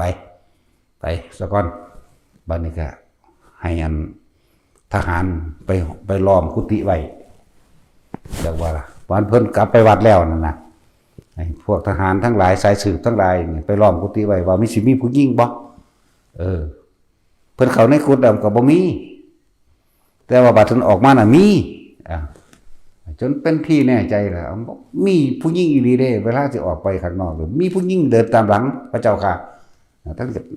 เอาพิสูจน์อีกวันนี้เอาทหารไปหลายเขาล้อมไว้พอตะเพิ่นออกมาปุ๊บรายงานพระเจ้าเปรตกับพระเจ้าเปรตไปเบิ่งถ้าเบิ่งไกลๆก็มีผู้หญิงพอตะเห็นว่าผู้หญิงปุ๊บบัดนี้ให้อันทหารนั่นทหารเข้าไปครึ่งประตูเอาไว้ยันผู้หญิงพวกนั้นแลนลี่เข้าไปได้กุฏิเข้าใจว่าล่ะพวกโทษทั้งหลายจงไปปิดทวารบานประตูตลอดทั้งหน้าต่างเอาไว้ทหารก็แลนเข้าไปปิดไว้บัดเข้าไปใกล้กับบ่มีผู้หญิงผู้นั้นนั่นว่าล่ะนั่นแหละเรื่องที่นี่ก็เท็จตั้งใดออกมาไกลกันเห็นเข้าไปใกล้กันบ่มี จนสุดท้ายครับจนว่าได้ให้พระพุทธเจ้าละเป็นผู้มาตัดสินแต่ว่าเรื่องมันมียาวกว่านั้นอยู่เด้หมู่ภิกษุสงฆ์ทั้งหลายแล้วนี่แต่เพิ่นแบบว่าเพิ่นอดบ่ได้หมายถึงพระอย่างหนึ่งทาธนะอย่างนี้แหละ อดบ่ได้ก็เลยด่าท่อพวกท่านทั้งหลายเป็นพวกทุศีลพวกท่านทั้งหลายเป็นผู้บ่มีสัจจะพวกท่านทั้งหลายเป็นคนหยาบคนชั่วช้าอย่างก็เว้าไปนะหมายถึงพระองค์นี่ด่าภิกษุทั้งหลายดังนั้นซะก่อนเรื่องเลยใหญ่ขึ้นจึงถึงสุดท้ายแล้วพระแล้วนั่นก็ด่าพระองค์นี้คือกันว่าซัวซ่าเลวซ้ำได้ล่ามการด่าไปถึงหอดพระเจ้าพระเสนว่าพระเจ้าพระเสนเรียกว่าอุปถากภิกษุเลวภิกษุชั่วภิกษุต่ำช้าทั้งนี้ก็เว้าภิกษุท่านทั้งหลายนั่นแหละต่ำช้าเลวชั่วไม่มีสัจจะยังก็ว่าไปแต่สุดท้ายก็ถึงพระพุทธเจ้าคนละพระพุทธเจ้าจึงมาเว้ามาถามทาธนะอย่างนี้ละ เธอได้พูดอย่างนั้นจริงหรือคนตะกี้มีสัจจะเด้จริงพระเจ้าค่ะทำไมเธอไม่สงบปากทำไมเธอไม่สงบคำเหมือนดังที่เธอเคยเป็นนะเพิ่นก็จึงเว้าเรื่องเล่าว่าภิกษุทั้งหลายแล้วนี่เป็นภิกษุชั่วภิกษุเลวก็บอกตอนไหนเด้ล่ะว่าข้าพเจ้านี่มีหญิงงามเดินตามหลังตลอดทุกอย่างก้าวซึ่งตัวกับผมเองบ่รู้เลยนั่นแหละบัดก็ถามภิกษุเหล่านี้เหมือนกันเธอได้กล่าวภิกษุทาธนะอย่างนี้แหละ อย่างนี้เลยจริงพระเจ้าข้าคือกันที่นั่นก็เลยตั้งไฟตั้งจริงใส่กันเลยกันไม่เห็นนะเอาพระเจ้าเป็นเสนมาอีกพระเจ้าเป็นเสนก็จริงพระเจ้าข้าเหมือนกันแต่ว่าเมื่อเดินเข้าไปใกล้ไม่เห็นเลยพระเจ้าข้าเลยนี่เพิ่นที่พิสูจน์ให้ยักบ่ล่ะเจ้าพระเสนตอนที่ว่านิมนต์ให้พระคุณเจ้าองค์นี้ไปรับบาตรอยู่ในวังเมื่อข้าพระองค์ขึ้นไปอยู่ที่ปราสาทล้วงลงไปก็มีหญิงงามเดินตามหลังห่างประมาณ2 วาพอถ้าเข้าไปใกล้เราบ่เห็นแม้กระทั่งทำการพิสูจน์ว่าไปล้อมที่กุฏิแล้วให้พระองค์นี้ออกมาเนี่ยเข้าไปปิดบังซึ่งประตูหน้าต่างไว้เพราะเข้าไปติดตัวพระองค์นี้แล้วก็บ่เห็นผู้หญิงนั่นแหละพุทธเจ้าก็เลยเว้าอดีตนิทานให้ฟังเมื่อครั้งศาสตร์ก่อนที่แล้วในสมัยของพระพุทธเจ้ากษัตริย์ภิกษุองค์นี้นี่ได้เกิดเป็นลุกขเทวดานี่พระ2 องค์นี่แหละเป็นเพื่อนกับพระเจ้านิมิตที่ดีแต่ว่าเพิ่นเธอเป็นคนที่มีความอิจฉาแน่ก็เลยอยากลองกันแกล้งลองเบิ่งนะเวรกรรมอันนี้เมื่อเธอได้มาบวชในศาสนาแห่งเราตถาคตแล้วสิ่งที่เธอได้เคยกระทำไว้จึงมาให้ผลกับเธอแม้ในชาตินี้อย่าว่าล่ะแต่ว่าด้วยบุญอันหนึ่งที่เธอได้เคยปรารถนาเอาไว้ในสมัยของพระพุทธเจ้าปทุมุตระสัมมาสัมพุทธเจ้าเธอได้อธิษฐานและได้ทำบุญถึง7 มื้อและมีความปรารถนาขอให้เป็นผู้เลิศในการจับฉลากนั่นแหละ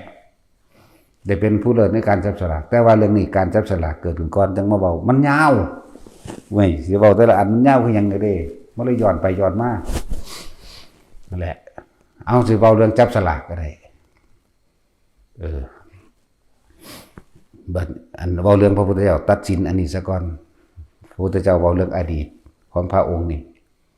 เว้ามาพวกหมู่ฟังที่ฟังกันบ่ว่าสิประชาชนแล้วก็หมู่พวกทหารทั้งหลายที่มากับพระเจ้าปเสนหรือบริวารของนางวิสาขาหรือบริวารของอนันติปกาเศรษฐีที่มาฟังเรื่องที่พระพุทธเจ้าสิตัดสินที่เพิ่นเว้าเรื่องนี้ให้แจ้งให้ฟังบรรลุโสดาสกิทาคานาคาก็ทั้งหลายเด้เว้าเรื่องเพราะเขาสลดใจสลดสังเวชในกรรมมันมากรรมนี่ผลจากนั้นขนาด1บุตรพันดรมันก็นับบ่ได้แล้วแต่สิว่ากลับสิว่าหยังก็มันก็นับบ่ได้อยู่แล้วตกนรกเล่นอยากจังมา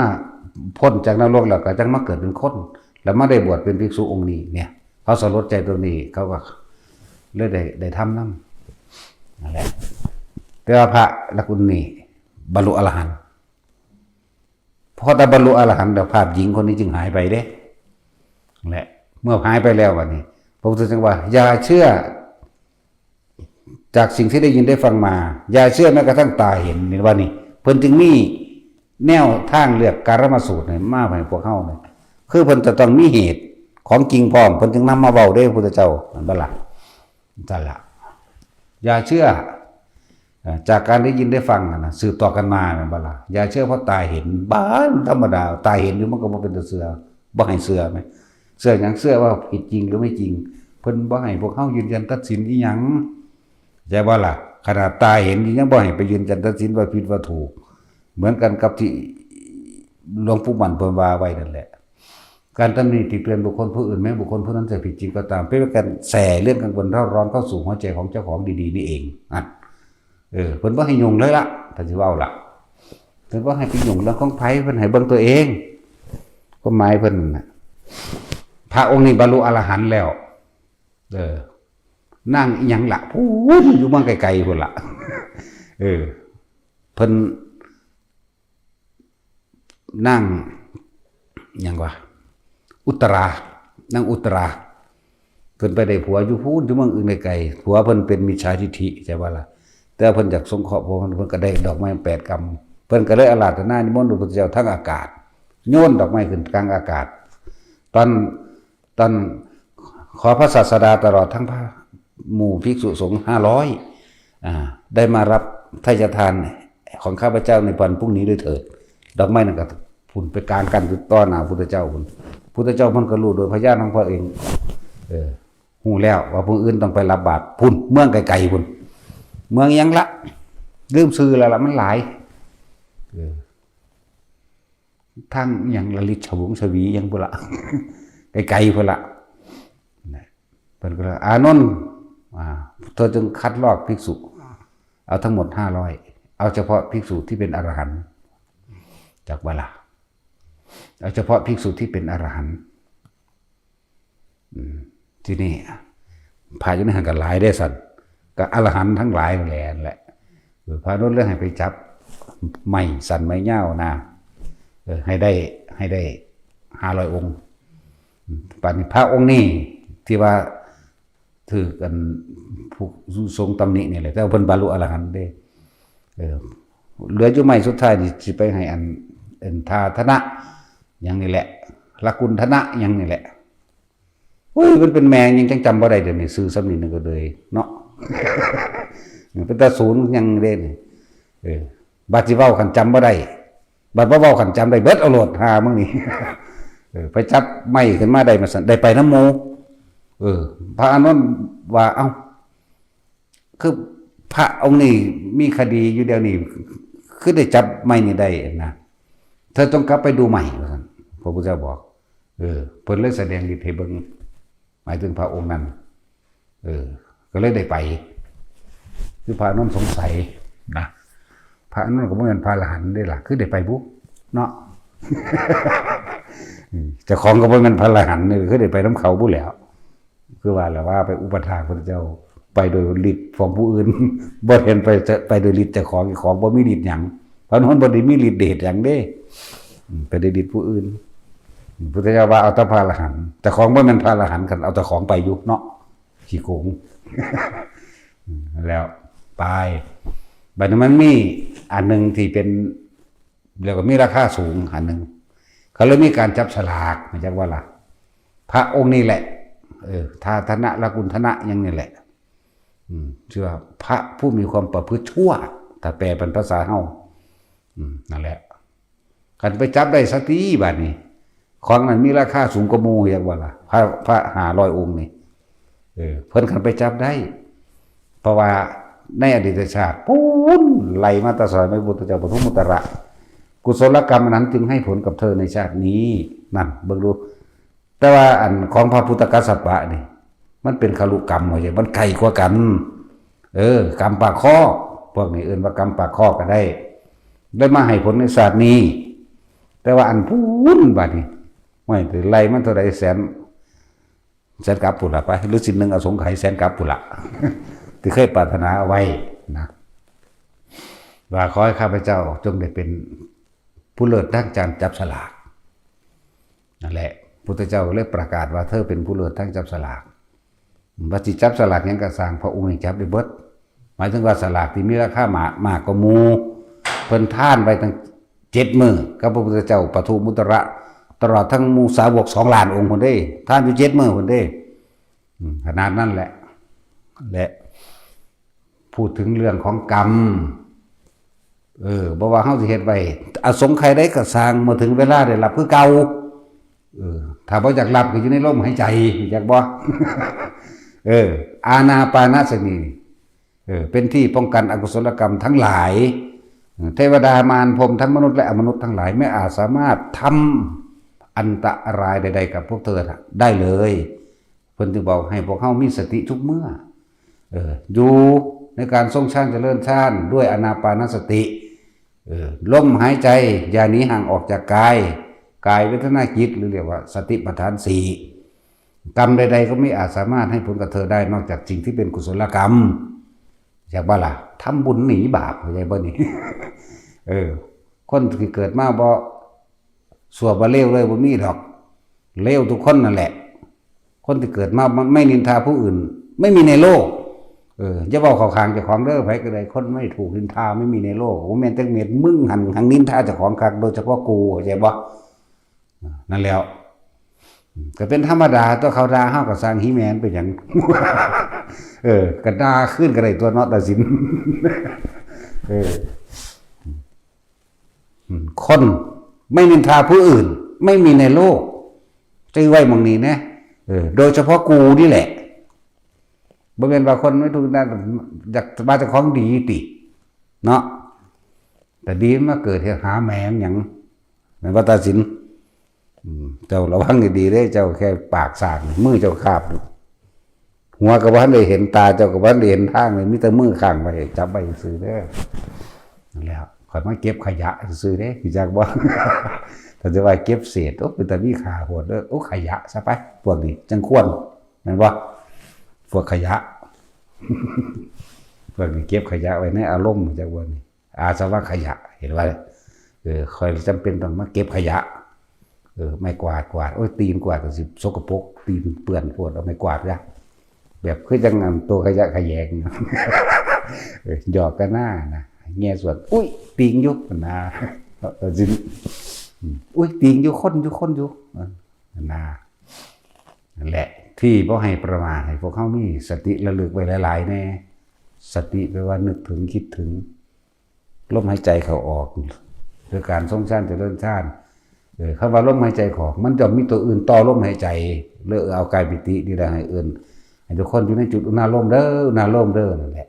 ม่านทั้งหลายบ่เฮ็ดหยังเฮาได้เด้อสิบอกให้อันตรายใดๆไม่อาจสามารถทำได้เจ้าสิตกทู่สิสูงเจ้าสิถูกรถชนเจ้าสิรถชนกันก็สร้างเขาสิฟาดอีหยังมาซื้อตรงเจ้าก็ตามมันสิเวียงออกเบิดอยากว่าล่ะ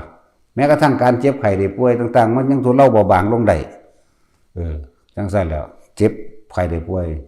แต่ฝึกนั่นมีมากแล้วมันหอดหายมันตัวโรคก็เลยเข้าใจว่าล่ะได้2โรคเด้อยากว่าโรคจิต โรคจิตคือโรคคิดมากโรคจิตโรคประสาท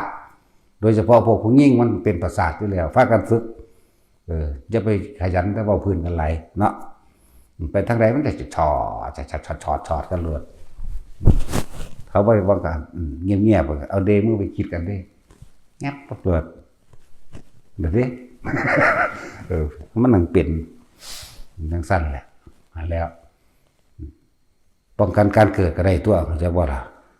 มึงเถนาอยู่ในลมหายใจอยู่ในอุณหภูมิเจ้าของนิโรธแล้วพวกเจ้าว่าจากวิธีหนีเนาะพวกเจ้าต้องนี่แหละวิธีหนีเป็นว่าทำบุญหนีบาปเขาบอกหูได้ว่าเขาไปฆ่าคนไปทรมานล้านคนในอดีตนั่นก็ดีแต่ของบริมีญาณมีแต่จักรยานบ่แม่นนั่นอันพวกญาณวรณะญาณเด้แต่ของบ่ฮู้จัก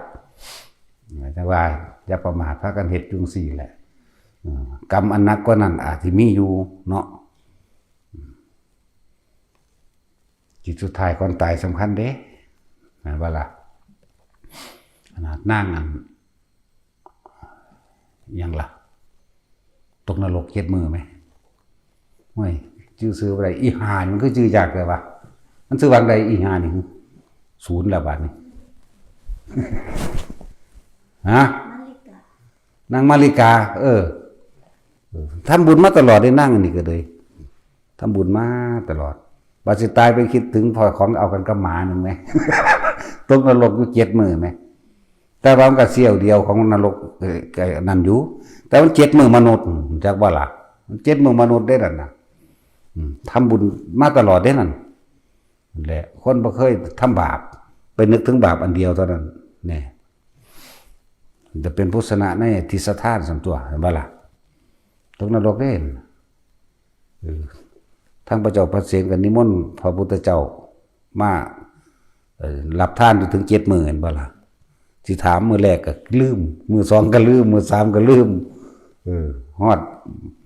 พุ่นละมื้อที่7บัดขึ้นมาแล้วพุ่นเด้จังว่าโอ้เธอไปสวรรค์มาสั่นดุสิตดีใจของตัวบัดนี้แต่ลองเบิ่งมื้อนั้นเบิ่งแน่เบิ่งหน่อยล้วน แต่สอบมื้อที่2คือว่าโอ้ยตกนรกอยู่ตอนนี้โอ้ยศรัทธามันคลายเด้เห็นบ่ล่ะพระนางบริกาเป็นผู้มีความชาญฉลาดในการทำบุญหลายอย่างที่เพิ่นชาญฉลาดหลายอย่างมันสิเป็นแก้ปัญหาบ่ว่าสิเป็นเรื่องบูชายัญของพระเจ้าพระเสนสิ่งของอันเป็นที่รักมั่งต่างๆช้างม้าวัวควายอย่างละ500มั่งบ่ว่าสิเป็นการทำบุญหาพ่อเพิ่นพระมหาโกศลน่ะพอเพิ่นตายมันทำบุญหาสิก็ต้องเอาง้อเอาควายไปทำบุญหางได้เห็นบ่ล่ะนั่นแหละนี่ก็คือบ่ไปถามพระพุทธเจ้าผู้เมียว่าหลายอย่างท่านสิทธาทานมื้อนี้สนะได้เพราะว่าเพราะปัญญาของนางมาริกาพาเหตุจังอันทานอันยิ่งเหนือกว่าปวงชนทั้งปวงคนอื่นอธิสัทธานไม่มีบุคคลทำได้เหมือนอะไรแล้วก็นั่งอันนี้ได้แหละเป็นผู้พาเหตุเป็นสนะใดแต่เราบอกว่าโอ้นางมาริกาไปตกนรกศรัทธานี่คลายทันทีเบิดความเชื่อถือในพุทธศาสนาจากว่าล่ะเพิ่นเป็นเสาหลักอยู่แล้วกษัตริย์ทั้งหลายนี่เป็นเสาหลักให้ประชาชนเด้ก็ปกป้องในพุทธศาสนานั่นแหละชนชาติใดที่มีพระมหากษัตริย์ชนชาตินั้นชนชาติใดที่มีพระมหากษัตริย์นับถือศาสนาใดศาสนานั้นจักเจริญรุ่งเรืองเข้าใจบ่ล่ะเป็นทั้งสั้นพวกเข้าชาติศาสนาพระมหากษัตริย์พระมหากษัตริย์เรียกว่าเป็นพุทธอุปถมภกในพุทธศาสนาหมู่ภิกษุสงฆ์ก็เลยอยู่ในความดูแล